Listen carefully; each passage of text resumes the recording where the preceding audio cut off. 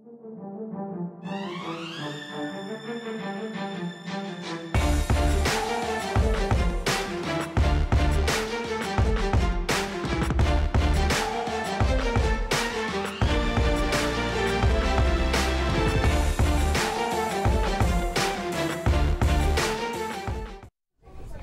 he's right here, yeah.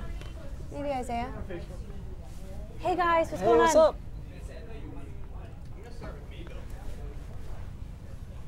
Do you want me on the mic today? Yeah, let's do it, Schools. I I actually didn't realize you were on the mic yesterday. Oh yeah, I was. You can weigh in on our Bill Green video. I think my tweet says it all. So dark. I know, it is so dark.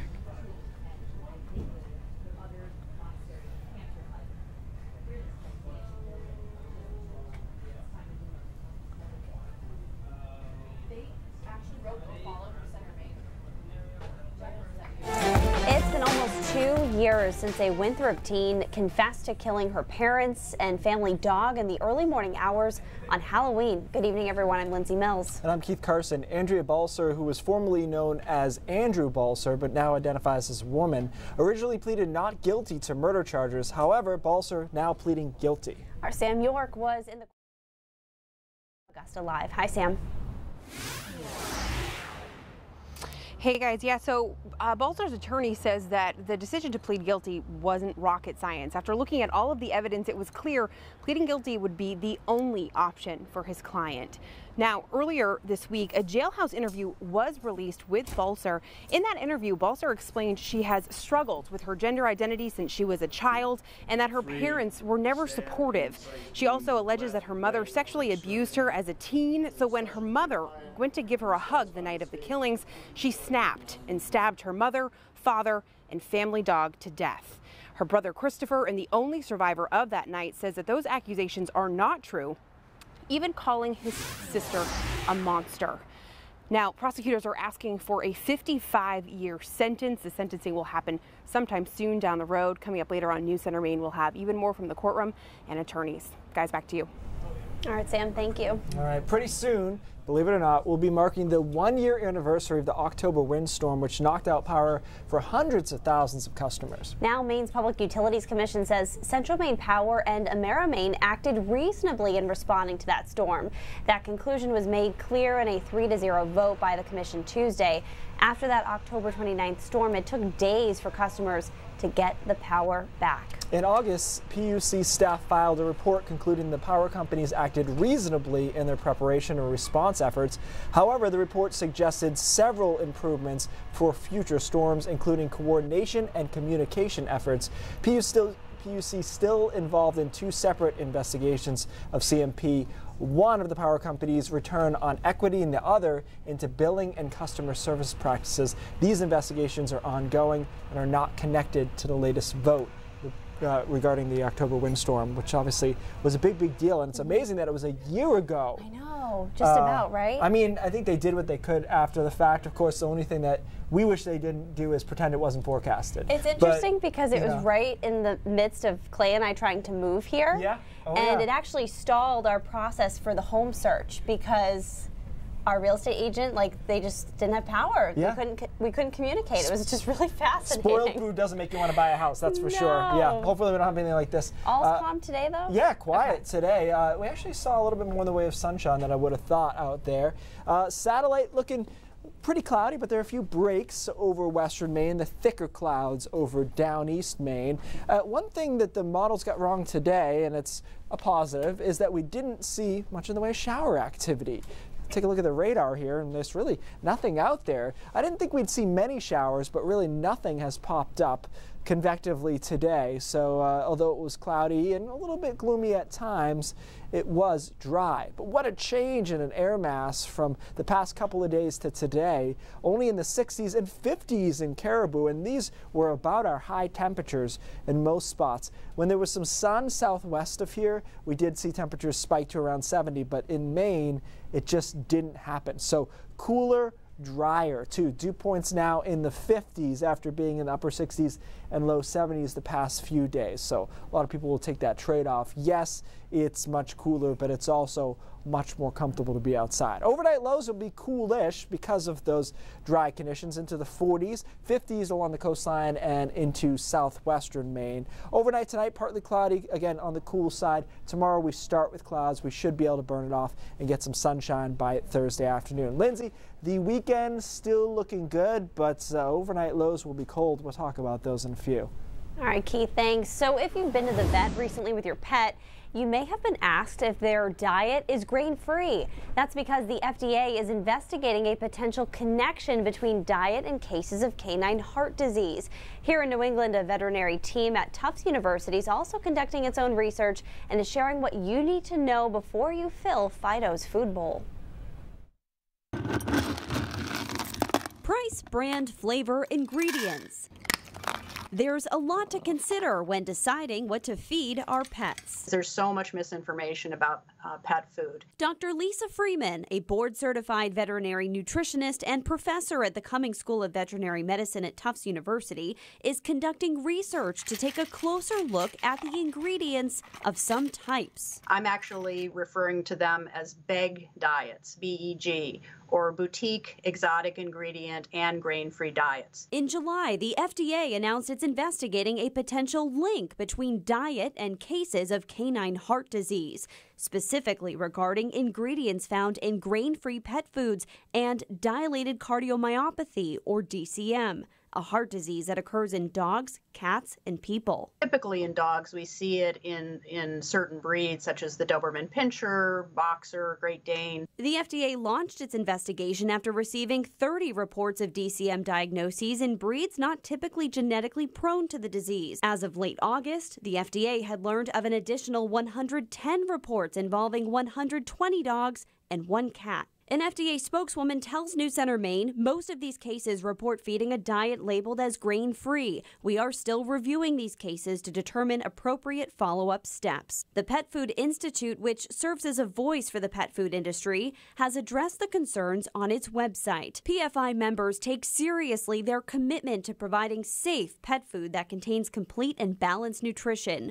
Our members support the exchange of information with FDA and member company scientists, veterinarians, and nutritionists are working closely with the agency to further advance the understanding of this issue. So the big question here, what do pet owners need to know right now? It's a good idea to talk with your veterinarian about your dog's diet and if it's meeting their specific health needs. This is, of course, according to Dr. Freeman. She suggests monitoring your dog for any early symptoms of heart disease. That could include weakness, reduced ability to exercise, coughing, or even fainting. And then if your dog is diagnosed with DCM, Dr. Freeman says it's important to change your dog's diet and screen other dogs in the household to see if they're at risk as well, and report that diagnosis to the FDA. I think Tito said he had to be an all-steak diet or he'd get sick. I don't know if that's true or not. He's a little possessive of his food. Yes. You know, the sharing situation between he and Lucy is interesting. Those little guys, you know? All right, if Maine is known for one thing, it'd probably be the delicious lobsters caught in the cold-ish New England Ocean. All right, so check this out. A woman who owns a lobster eatery in Southwest Harbor is doing something perhaps no one in the world is doing, getting lobsters high to ease their pain and suffering before they're steamed to death. The result, Charlotte Gill says, is not just a more humane way to kill the crustacean, but the best tasting lobster you've ever had. Gill owns Charlotte's legendary lobster pound in Southwest Harbor and says lobsters have the receptors needed to utilize the effects of THC, which is the active part of marijuana, calming ingredient. She says getting lobsters high allows them to feel no stress or pain when they're boiled. Okay. I guess I don't have a problem. I don't care. Yeah. Does it taste different? Is that what she's saying? I guess so. A lot of questions still unanswered regarding this story, I'd try I think. it. That's all I'm saying. Okay, yeah, it's a vessel for butter is what I always say. It's very expensive if that's what you think of it. True, that's true. All right, even though the worst of Florence may be over, the after effects may still be felt in other parts of the country in the days ahead. Yeah, the Verify team wanted to see if gas prices would rise because of Florence. Let's find out. Our Verify team is answering all viral questions about Florence this week. This latest one, will it impact gas prices? So we went to experts from Gas Buddy, the Energy Information Administration, and AAA Mid-Atlantic for the facts. So a Gas Buddy spokesperson told us after the storm leaves the affected areas like the Carolinas and Georgia, they may have logistical challenges getting gas to those stations due to flooding or damage, but it won't result in widespread gas price spikes. According to AAA experts, the impact of Florence will not lead to a gasoline shortage across the country, and if gas prices fluctuate, that's due to the normal rising and falling of the price of oil.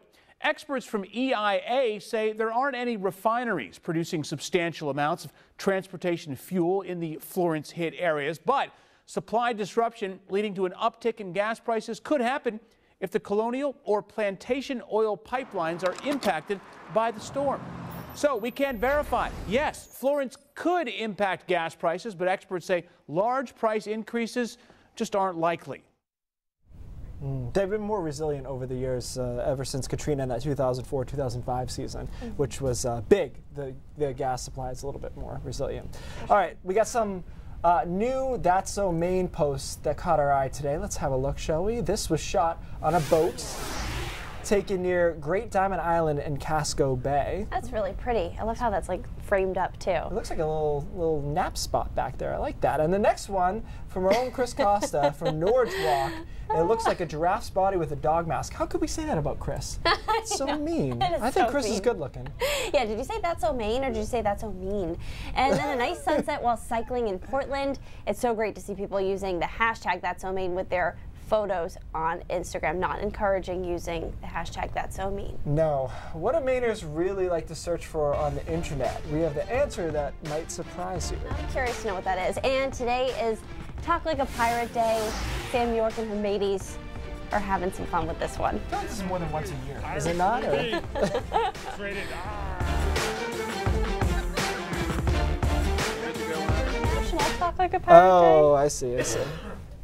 I don't know. Much for sure, bigger though. event than just the national one. Schoolsy, do you have any good pirate jokes? I don't. That was a brilliant idea for that, though. That was good. Yeah, Have she them did a good job. read pirate jokes. That was really good.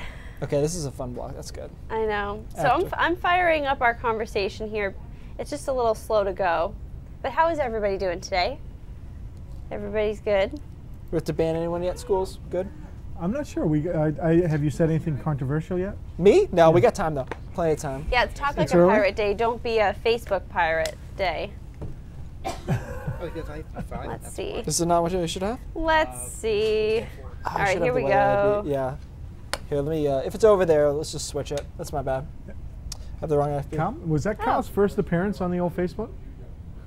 Whose first appearance? Kyle's? Kyle, #1. Kyle.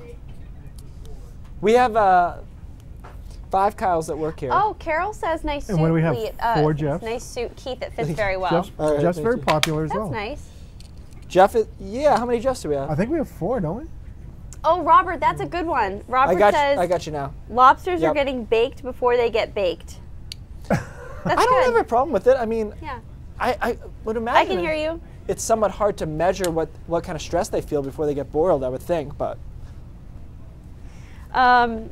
We're having some difficulties with the stuff that we use But the voices, to the communicate. voices in our head are not working right today. I hear them all the time without the earpiece in, but.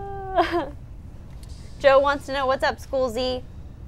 What's going on, Fireman Joe? Fred will be in town Friday to Mr. Sunday. Oh, for the Maine Firefighters Convention. Clay and I will see you there. We're emceeing the parade.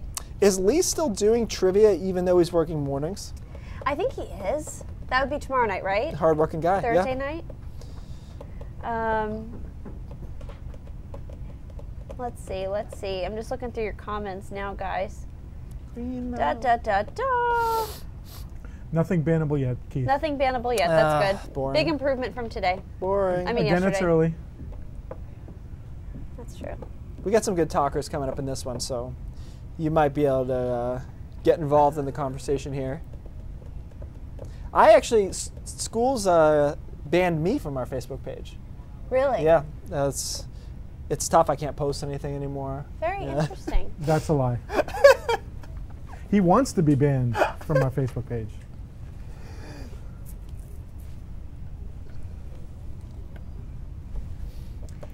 All right, it was announced today Maroon 5 will be performing at this year's Super Bowl. So we want to know, are you looking forward to seeing Maroon 5 perform at the big show at halftime? That's our Pulse poll today.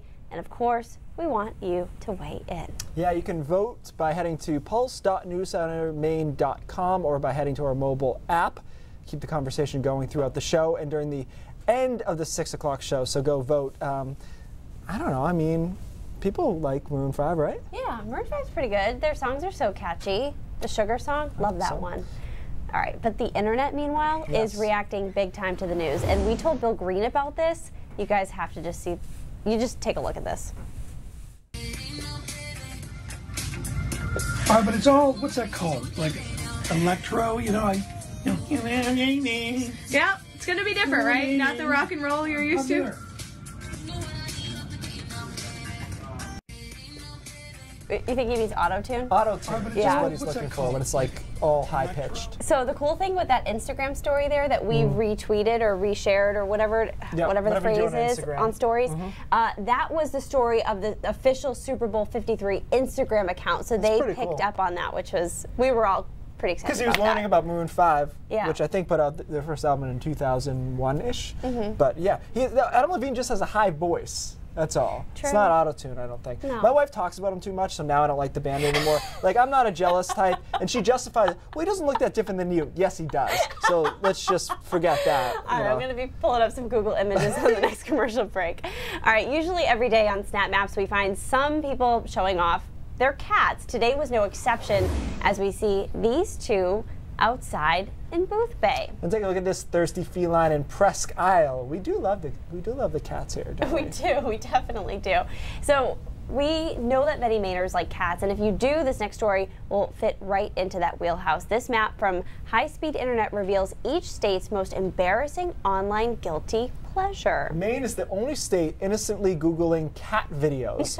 Also, the most popular topic searched across the country was conspiracy theories. I do not believe for a second that's our number one. I know. I think it's like X-rated Carhartt or something.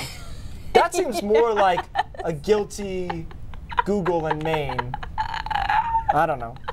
Do we have more to the story, or is that the end of that? Carson suit jackets. Yeah, exactly. Medium. Yeah. So, to determine each state's online guilty pleasure, the high-speed internet team developed a comprehensive list of topics people search for on the World Wide Web, combined with the list and they combine that list with Google Trends data. You're thinking about what I said, I think, is what's going on. Exactly. All right, coming up, we hear from our new pirate reporter, Sam York, on Talk Like a Pirate Day. And Keith's going to stick to his day job. Yeah. And give us the weekend forecast. Yeah.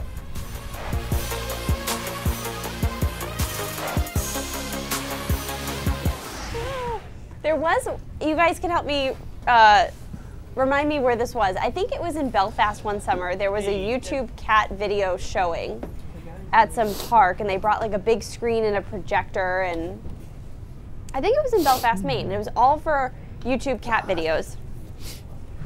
What? Fake. We're moving to the monitors? Yes. Woohoo! So, Schoolsy, what was your reaction when you saw Bill Green on Super Bowl 53 Instagram page? Well, as I tweeted, when Bill Green is talking about he made the gram, you've won the internet. Yeah. Oh, really? I told him to say that. Then he won the internet. I told him to say, I did it for the gram. Did it for the gram. That's you helped him win the internet. Yeah. Then. That's awesome. Yeah. Yeah, that's hope good stuff. I hope he's a winner in Political Brew Sunday morning. That's what I hope. Look at this graphic. Yeah. The open's pretty solid too. Yeah. Do you need? Jeff's on. Oh, Jeff's got it. Cool. Time to sharpen the skis, Jeff. I know. I just got a new pair. You did? What'd you get? I got Rossies. Did you use more than one pair, or are you just gonna? I use more than one pair. Depends on the conditions. Yeah. I've got some lines that I love. I can't find any reason to get like anything else, but. How often do you go through skis? Every 3 years I tend to get new ones, but you don't have to, you know. But yeah, it depends on how much stupid stuff I do with them. Like I hit a snowmaking pipe with the skis my first year, and like that kind of stuff is bad. Like, or in the spring you hit a rock or whatever. But if you don't do that, you can keep them for 6, 7 years. But the technology changes so fast. Like, you know, I had okay. Ignore me. I had some from like 6 or 7 years ago when I came back here, and they were like night and day from what they gave me. Now, oh, really? You know? I think it's smart what Guttner does too, like how he does the rentals for his kids because they're growing so fast. I always rented when I was a kid growing up. It's just grow too fast. It's like Lucas clothes, you know? It's like a month, and then we're just like. If hockey equipment wasn't so smelly, I feel like there's a business for that. It's tough to recycle some of that gear, Yeah, I mean like sticks and stuff, but that's but like any of the cloth material, no, forget it. Skates maybe. Yeah, I think they do that. Talk like a pirate day. Today's National Talk Like a Pirate Day, and of course, we had to do something with this. I think it's the 3rd one this year, actually, so far. Sam took it a step further and went out to find some pirate joke enthusiasts. Hey everyone, I'm News Center Maine's Samantha York, and it is International Talk Like a Pirate Day. So we decided to go to Portland's Monument Square to find some of the locals to talk pirate. Yeah, matey. You hear about the new Pirates movie? It's rated R. How about that? So anytime, I'm good to go whenever. Seriously? Yes! Really, do your best. How do pirates know that they are pirates? Oh, tell me. They think, therefore they are. What's Pirate's favorite restaurant? Arby's. That's good. Thank you. Okay. Where do pirates like to go on vacation?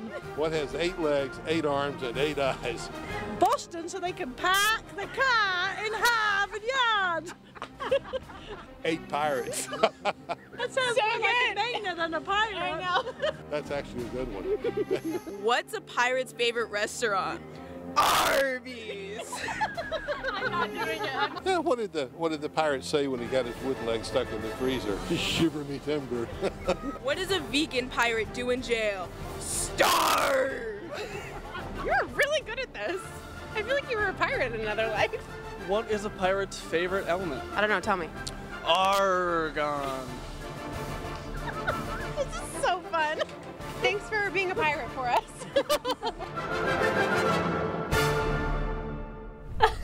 I actually appreciate how many people were willing to do that. That's not an easy sell to walk in the street in the middle of the day and be like, hey, you want to do that? Yeah. I like it. They got into it. All right, we've got a lot coming up at 5:30.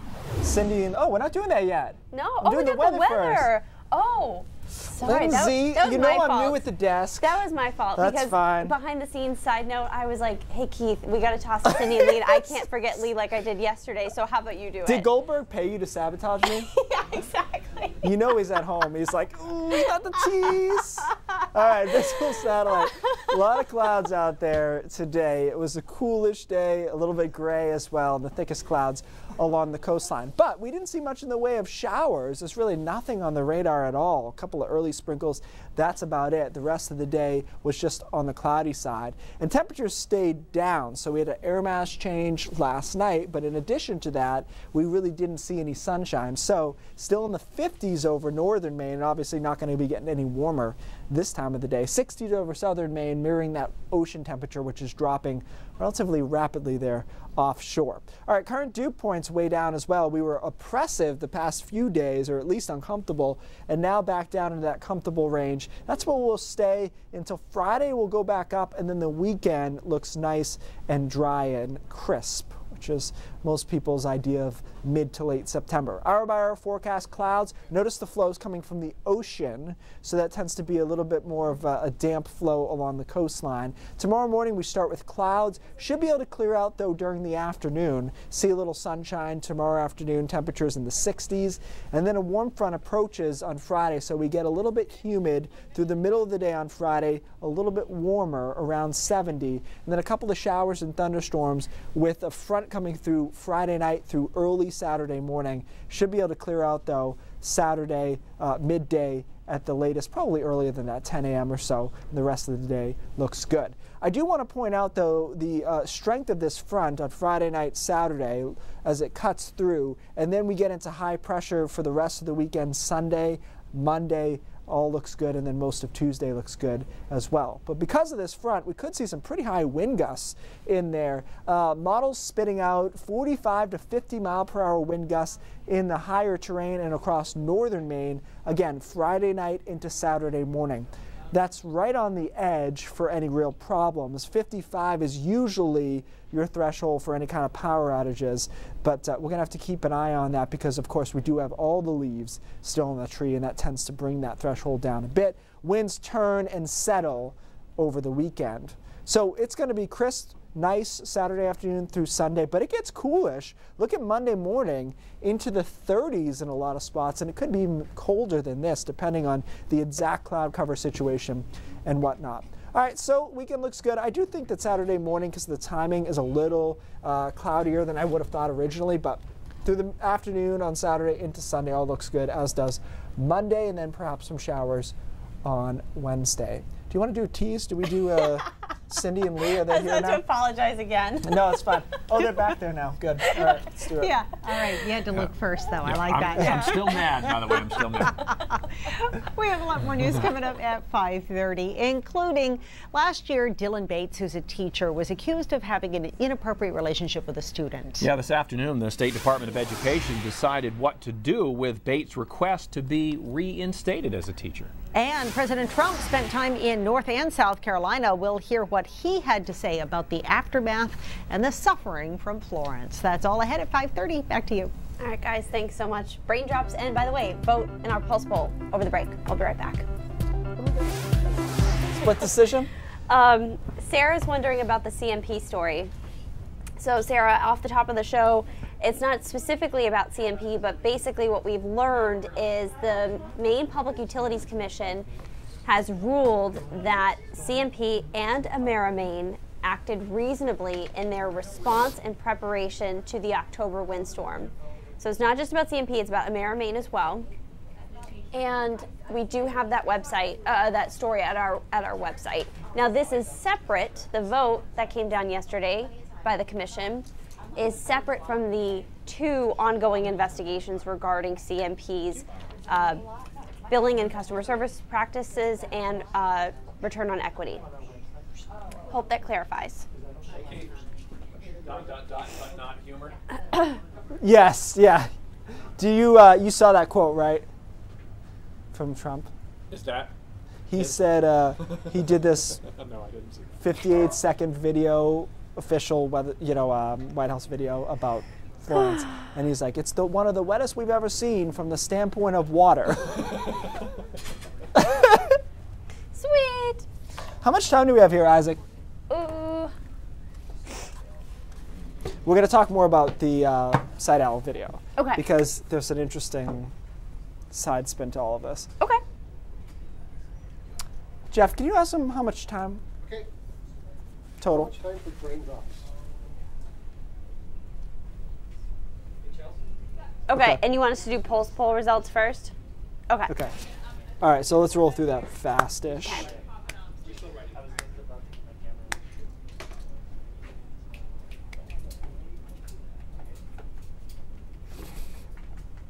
Okay. That's cool.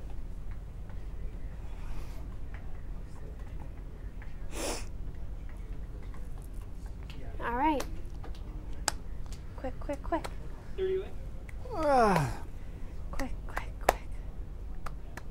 He looked a little burned there, Clay. He did. Yeah, I know. He and Zach both.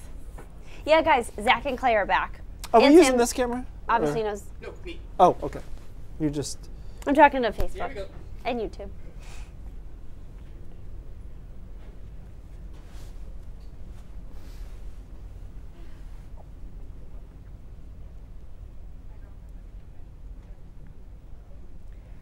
Real quick, let's take a look at our Pulse results so far. 51% of you saying no, you're not excited about Maroon 5 performing at the Super Bowl halftime show this upcoming year. By the way, keep voting. We're going to show you the results at the end of our 6 o'clock newscast. I'm kind of surprised it's this close. Like, they're pretty good. Yeah. Anyways. All right. Today's Morning Drops, I wanted to talk a little bit more about that viral video of the Weather Channel reporter in Florence, and then you see these guys walk behind him, and they look like they're unaffected. 28 million views just on this version of it. It obviously was super viral. So I said before, I know this guy, Mike Seidel. He worked with him for a couple of years. Probably covered more live weather than anybody in the country. But I said that's Mike there, good guy. I did say in this case I felt like he was selling it. I mean, it is what it is. You spend all day out there, and I think you do get tired, and you end up trying to sell the shot a little bit, but I think this is very unusual. And the reason I wanted to talk about it is because people are twisting it into this whole thing, like, they were told to exaggerate it. I worked there for 3 years. Nobody ever told me to exaggerate anything. And then you get stuff like this, where this guy equated it to global warming. See, the two guys in the background show, men of science are lying. It's all about liberal policy ends, not science. So this is the scary road that we cannot go down. Like, one reporter's actions out there for one shot out of probably 20,000 that he's done in his life does not mean that all men of science or women of science are lying. And so if you want to go all the way down that path, I reject that. I'm willing to say, you know what, in this case, he did push it a little bit, but it's nothing like what you think it is. Sure. You know, and I think that's an important middle ground. Not everything is extremely this or extremely that. Right. You know? I mean, and if you keep watching that video, a few seconds later, you see him. He throws like a roof shingle up in the air, and it was windy. It was windy. Yeah. I've done that in snowstorms where you brace yourself and then it slackens. Yeah. It does happen. He's out there all day. All right, Keith, thanks so much. News Center Maine at 5:30 starts right now. Bye, guys. All right, guys. Have a great day. We'll see you back here tomorrow. Is this a form you type on?